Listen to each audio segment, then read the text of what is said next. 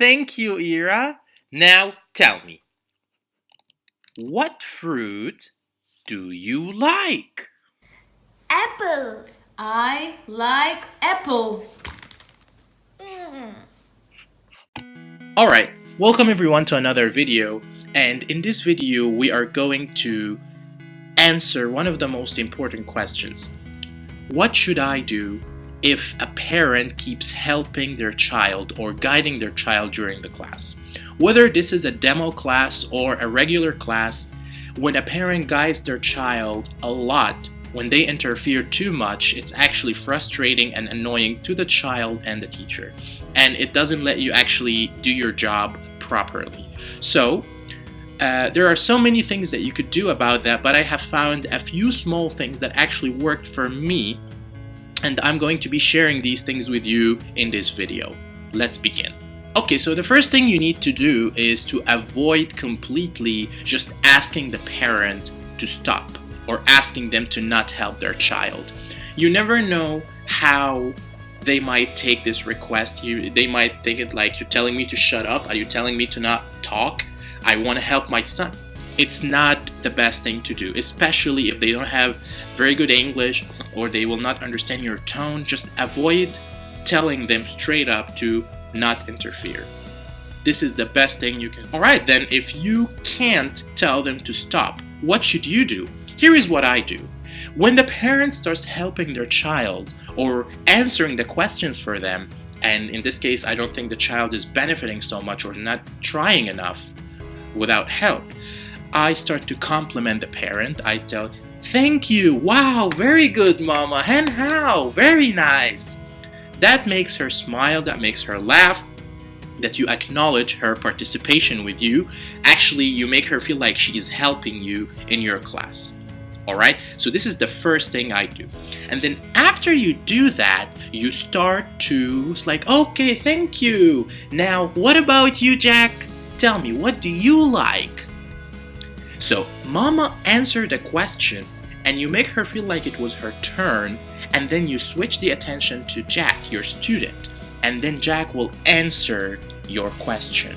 Or at least he will try. Once the mom feels that she tried and she answered, and now she noticed that you are talking now only to Jack after you talked to her a few seconds ago, she will give him a few more seconds, alright, to answer the question. And Jack will try to answer the question without any help. Alright, so Mama, tell me, what fruit do you like? I like banana. Oh, good. And you, Ira, what fruit do you like? And I like apple. Very nice. In general, when it comes to a parent involving himself or herself too much in your class, it's better just to allow them to come in. It's better just to welcome them into your class. Maybe create some sort of activities, alright, for both the parent and the child to do together. Hey, tell me, Papa, what do you like to eat? Oh, good, I like chicken too. Hey, what about you, Jack? What do you like to eat? Ah, Jack likes noodles. Okay, so make it like playing ball. You talk to the parent and then you talk to the student. Once there is this triangle of three people talking to each other, the parent will be kind of forced to wait and give his child a chance to answer. So, and there is one last thing that you can do to stop this from happening. Unfortunately, it's not a very active thing that you can do, but you can always leave a comment in the report that the parent needs to dial it back a little bit and he needs to give the student or the child a chance to answer the question alone. This will relieve some of the pressure of the student, and you have to explain why it's good for the student. Most parents, they tend to read these comments and they tend to take it seriously. So you need to do that.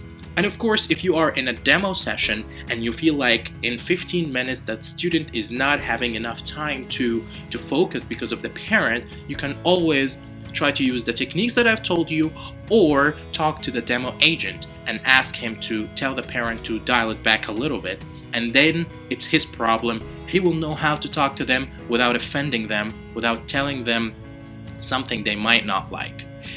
In the end, you have to understand that parents are the most important part when it comes to teaching children, because they are the ones who will rate you probably. They are the ones who will write comments for you. They are the ones who will decide to purchase a package from iTutor Group or no.